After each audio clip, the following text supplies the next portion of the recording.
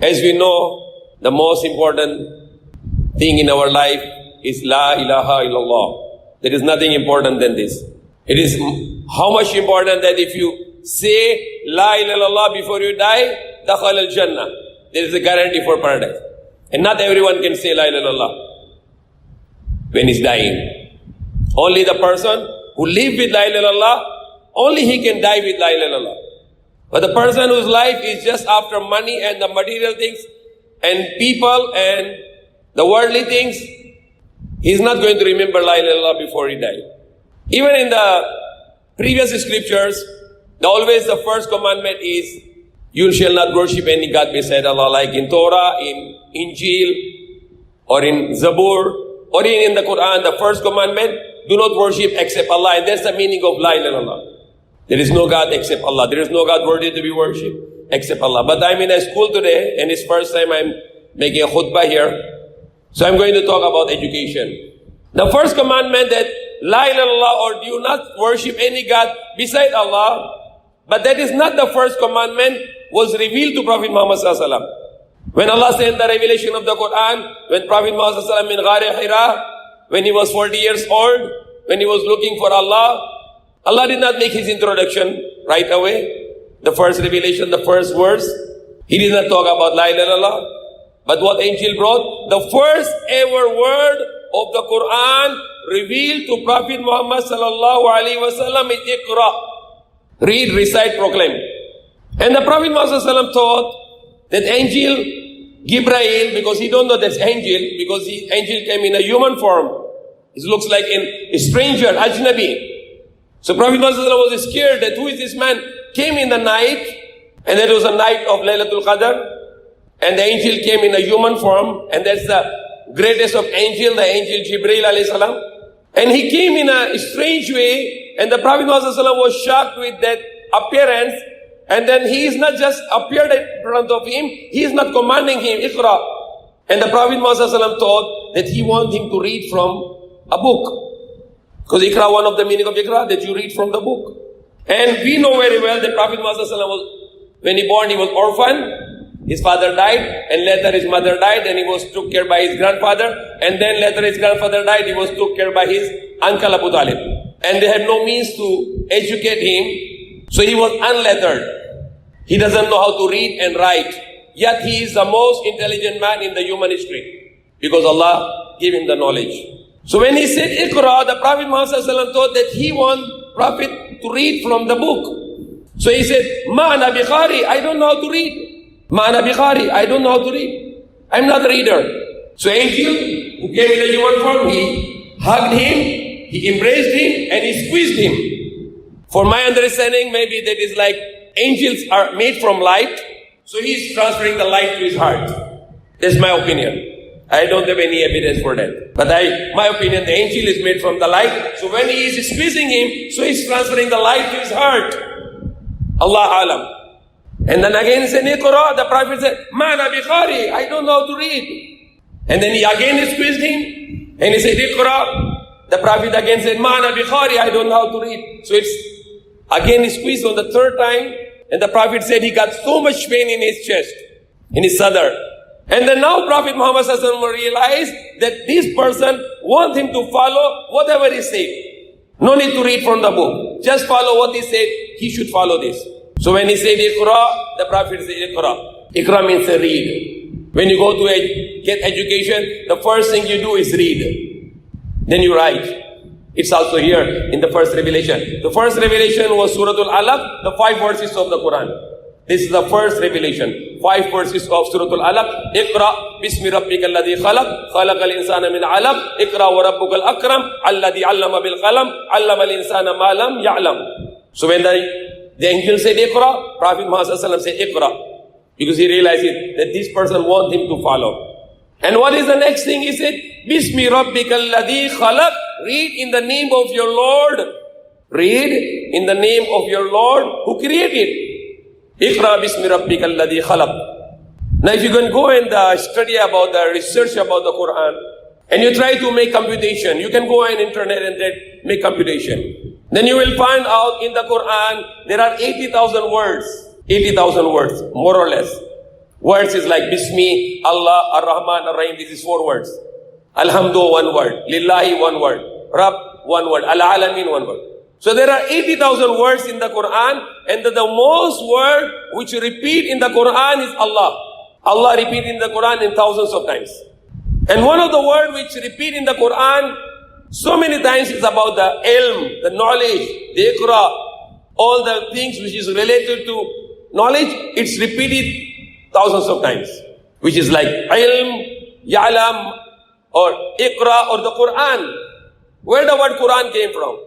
The Quran also came from Iqra. It is a form of Iqra. Because Iqra means read, and the Quran is coming from Iqra. What's the meaning? Recital. A book of reading, a book of recital. The Quran is coming from Iqra. Qari, the one who read the Quran, Qari, coming from Iqra. Qira'at, reciting, coming from Iqra. So if you can go and research about the Quran, the ilm or Iqra or the read or all the things which is related to the knowledge, it's a big number in the Quran. Emphasizing it is very important us to be educated. And education in Islam is not optional, but rather it is fard. It is an obligation. Because Prophet Muhammad ﷺ said in the hadith, Talabul ilmu faridatun ala kulli muslim wa muslima. That to learn the knowledge is obligatory upon every Muslim and Muslimah. So what is the obligation? It's not obligation you must do PhD or you must do the masters. It depends upon your resources, about your yung kaya. But the minimum knowledge, which is an obligation, is how to read and write.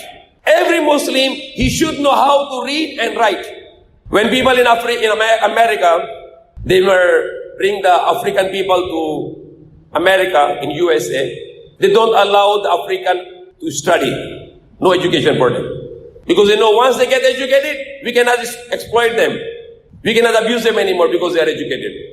There was a one slave, African slave. His master doesn't allow him, but that when teacher comes and teaching to the daughter, he just walked there and he learned what she is studying and he became educated. Just to listening with that, a daughter was studying with the teacher and he always listening and he understand slowly by slowly until he become educated person and he makes some revolution. So being illiterate is not allowed in Islam. And it is an obligation for every Muslim how to read and write. Minimum knowledge is how to read and write. And obligatory for every Muslim, he should understand the Quran. There are hundreds of millions of Muslims, they don't understand the Quran a single word. They just know how to read the Quran. Beautiful way, they know how to read Surah Fatiha. But it is very sad to say, there are hundreds of millions of Muslims in the world, they doesn't know Quran. They don't know what Quran is saying to them. You just have to follow the scholars blindly. In all the knowledge, the most important knowledge which a Muslim should earn is how to understand the Quran. How to read the Quran, but how to understand the Quran. Because it has a book of guidance. And if you don't understand, you cannot be guided. And if you think that you follow that scholar, or you follow that scholar, or the other one is follow that scholar, and they can guide you, no. You need to know if this scholar is guiding you, or is misguiding you. There are lots of scholars in the Muslim world today. There are lots of sects in the Muslim world today. How you know that this scholar is telling you right? There are lots of things which is made halal by the scholar, but in fact they are not halal. But you just follow them blindly. So every Muslim should have his own understanding of the Quran with the help of the teachers. I also explain about this one more research. As I earlier said, the Quran has 80,000 words. 80,000 words. But actual words are only 2,000 because the rest are repeating. So total word is 80,000. But repeating word is because of the repeating words. But actual word is only 2,000 words. So you have to have a vocabulary of 2,000 words to understand the Quran word by word. But for like me, Urdu speaking, because my language is Urdu, we have a 500 words Urdu similar to Arabic. Like kitab. Kitab in Urdu is kitab, in Arabic is kitab also. The book. So 500 Urdu word is similar to those 2,000 words. So for me as a Urdu speaking, I can need to learn 1,500 words. And we are wasting our life for the worldly affairs and we have no time to learn the book of Allah subhanahu wa ta'ala. Education today is not the ibadah today. For us the education is ibadah. Because every command of Allah is ibadah. Because Allah commanded in the Quran. In fact, the first word of the Quran revealed to Prophet Muhammad is Iqra. Allah is commanding to read. So education is a command of Allah, utus ng Allah, so it's an ibadah. But today the education is not ibadah anymore. What is the purpose of education in the schools today? The teachers and the students and the parents, they want the child to learn. Learn for what? Learn to earn, to make money. What is the primary object for education today? Make money. The children have to choose the best profession where he can get more money. He can be a doctor, he can be a lawyer, he can be an engineer, he can be a businessman, he can be a clerk, he can be an accountant, he can be so and so, and he has so many options in front of him to choose where he can make more money. Where is more money? Like a student, when they finish the school, they want to go college, so they discuss, where should I go? IT? IT has more money. Where should I go? Marketing? Marketing has more money. Should I become a lawyer? I can make more money. That's why when the children are oriented only on materialism, so when they become a lawyer, they are not a Muslim lawyer now. They are a materialistic lawyer. So if a killer comes to you as a lawyer and he gives you a lot of money, then you will save him because he gives you money. But if you are a good Muslim lawyer, even if a killer comes to you and he gives you a $1 million, he says, get out, you are a killer, I don't save you. I save the innocent and I punish the criminals. But today, because of the education system is so materialistic, like example, you go, who is the best lawyer today? The best lawyer today, he can save the criminals and he can punish the innocent. Because the innocent has no money to pay. But the criminal has lots of money to pay. So lawyer will save the criminal and lawyer will punish the innocent. We as an education system, in the Muslim education system, we say to children that your education for Allah subhanahu wa ta'ala. So you can know Allah. You need to learn the physics so you know about the laws of the universe. So you know Allah is making these laws. Allah is the one making the solar system or the galaxies or the stars and the planets and the sun and the moon. Why the sun is on time? Because Allah controls this. Why the moon is on time? Because Allah controls this. Chemistry. Why every atom is perfect? The biology, why the humans are perfectly created. The botany, how these plants are perfectly created. But today in the education system, most of the education system, they talk about the physics, they talk about the creation, but they don't talk about the creator. They talk about the chemistry, the chemicals, but they don't talk about who make the chemicals. It is not like before. Before, the education was all in control by the Muslim world. If you go to the chemistry or the physics, the one who was the father of the physics was Ibn al-Haytham, 1,000 years ago. He made about the concept of vision. He talks about the stars. Ibn al-Haytham, a Muslim scientist and a Muslim scholar. If he talks about the chemistry, the father of chemistry was Jabir bin Hayyan, 1,000 years ago. Jabir bin Hayyan. He was a chemist, he was a father of chemistry known as, and he was a Muslim scholar, Jabir bin Hayyan. And he's the one who innovated the very well-known three chemicals, the hydrochloric acid, sulfuric acid, and the nitric acid. He's the one who made this more than 1,000 years ago. If you talk about the surgery, the Andalusi, from Spain, 1,000 years ago. He is the one making the surgical instrument, which is even today using in the all the hospitals in the world. 200 surgical instruments. He's the one who innovated all 200 surgical instruments. But nobody knows. And he was known as father of surgery. But nobody talks about him.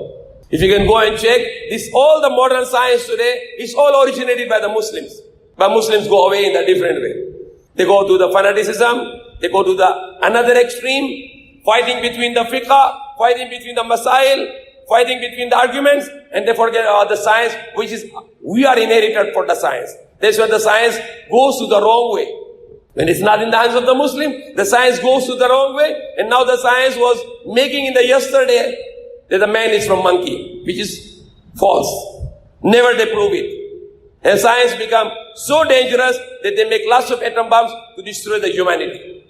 So, if you want to go above again, if you want to rule the world again, as we were ruling the world yesterday, then we need to go back to the education. It's our inheritance. And it is an obligation for us to be educated. All the universities before was in Muslim land. The first ever university was Muslim land. But today, maybe in the whole Muslim world today, not even 500 universities. But if you go to the non-Muslim world, thousands of universities.